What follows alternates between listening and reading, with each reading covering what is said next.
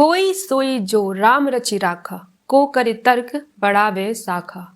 जो कुछ प्रभु श्री राम ने रच रखा है वही होकर रहता है, इसलिए हमें चिंता छोड़कर अपने कर्म करते हुए प्रभु पर विश्वास करना चाहिए।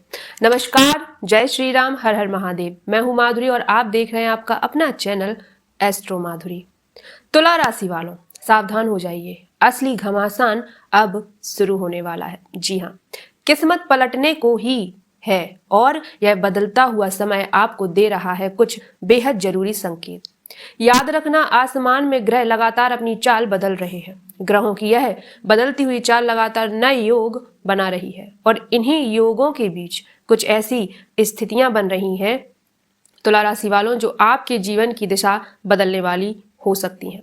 पुराने जमाने में लोग लगातार ज्योतिषियों और पंडितों से जुड़े रहते थे ताकि समय के अंदर छिपे उन संकेतों को समझ सकें, जहां से सौभाग्य के प्रकाश की झलक मिलती है और फिर भाग्य खुलता है। ऐसा ही कुछ अब आपके जीवन में होने जा रहा है। तुला राशि वालों, इंतजार की घड़ियां समाप्त हो गई हैं। अब वो होगा जिसके लिए आप लंबे समय से वेट कर रहे थे, जिसके लिए इंतजार कर रहे थे।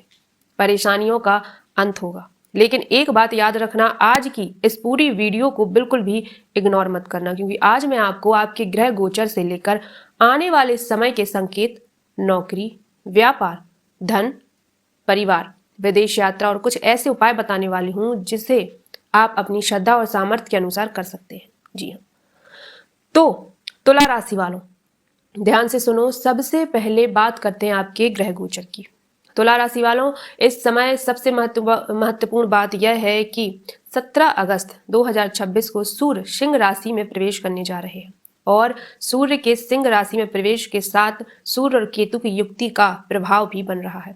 17 अगस्त का दिन इसलिए भी विशेष है क्योंकि इसी दिन नाग पंचमी और सावन का तीसरा सोमवार भी पड़ रहा है, यानी धार्मिक दृष्टि से भी यह दिन बहुत महत्वपूर्ण है। और इसके बाद 22 अगस्त को बुध का सिंह राशि में प्रवेश होगा, यानी अगस्त के इस दूसरे हिस्से में ग्रहों की चाल में लगातार बदलाव देखने को मिलेगा। जी हाँ, तुला राशि वालों, आपके लिए यह समय इसलिए महत्वपूर्ण है क्योंकि सूर्य और केतु की यह स्थिति आपके लाभ, संपर्क, नेटवर्क और इच्छाओं से जुड़े मामलों को सक्रिय कर रही है। जी हाँ, कुछ लोगों को अचानक कोई अवसर मिल सकता है, कुछ लोगों को पुराने संपर्क से फायदा मिल सकता है, कुछ लोगों की रुकी हुई बातचीत फिर से शुरू हो सकती है और कुछ लोगों को यह समझ आएगा कि कौन वास्तव में उनके साथ है और कौन केवल मतलब के समय साथ था। जी हाँ, अब बात करते हैं उन 5 बड़े संकेतों की जो इस समय आपको मिल रहे हैं। पहला संकेत है, आपको लगातार ऐसा महसूस हो रहा होगा कि कुछ बदलने वाला है, कुछ बड़ा होने वाला है। आपके अंदर से बार बार आवाज आ रही है कि अब जीवन पहले जैसा नहीं रहने वाला। अगर ऐसा महसूस हो रहा है तो इसे बिल्कुल नजरअंदाज मत करना। दूसरा संकेत है, आपका मन धर्म की ओर झुक रहा है, पुरखे पूर्वजों की ओर मन जा रहा है, अपनी जन्मभूमि की ओर मन खिंच रहा है, अध्यात्म की ओर मन जा रहा है, यानी आप अपनी जड़ों की ओर देख रहे हैं, अपनी ऊर्जा के स्रोतों को पहचानने की कोशिश कर रहे हैं। जी हाँ साथियों, कुछ लोगों को भगवान, मंदिर, देवालय या अपने पूर्वजों से जुड़े सपने भी आ रहे हैं। इसे अपने भीतर बढ़ती आध्यात्मिक रुचि का संकेत समझिए।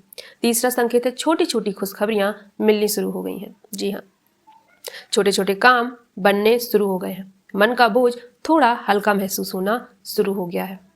कोई व्यक्ति आपके जीवन में आया है जो आपको गाइड कर रहा है, आपकी तकलीफ सुन रहा है, आपको समझ रहा है, आपका मार्गदर्शन कर रहा है।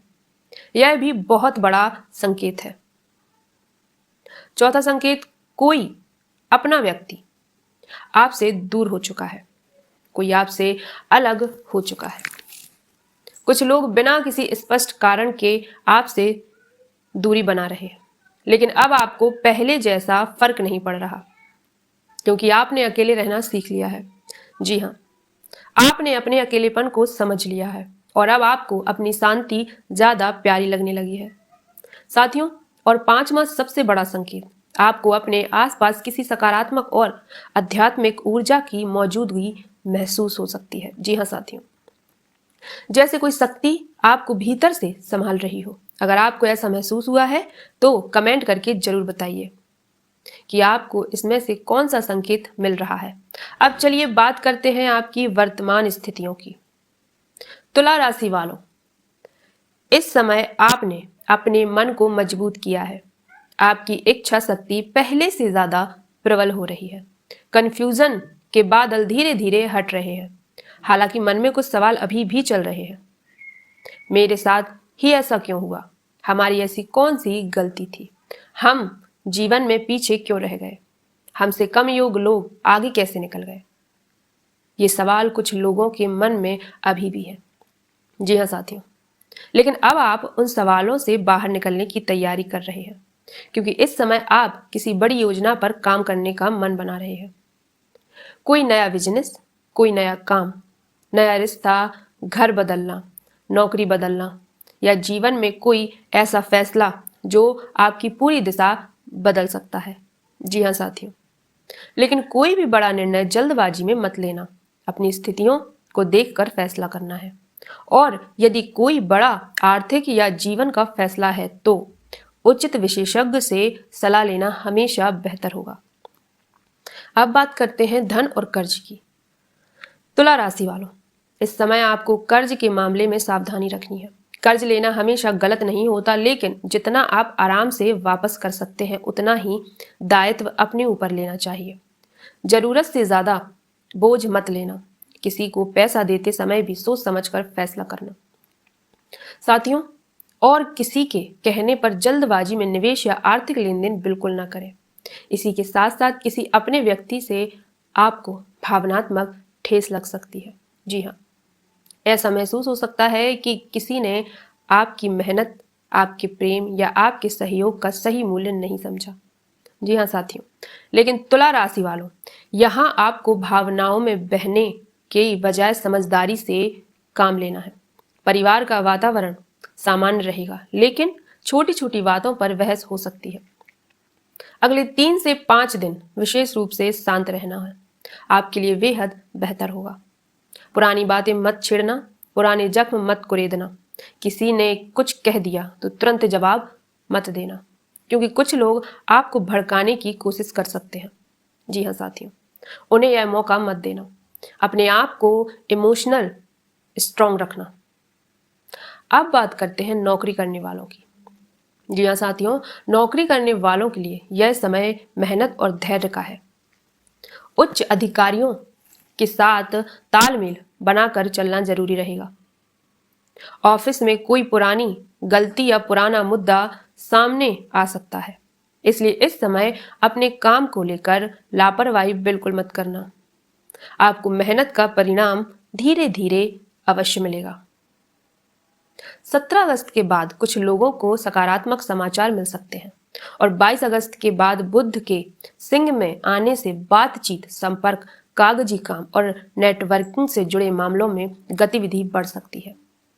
जो लोग नौकरी की तलाश में हैं, उन्हें प्रयास लगातार जारी रखना होगा। एक आवेदन करके बैठ मत जाना। बार बार प्रयास करो, इंटरव्यू की तैयारी करो, अपनी स्किल पर काम करो। जी हाँ साथियों, क्योंकि अवसर तभी काम आएगा जब आप तैयार रहेंगे।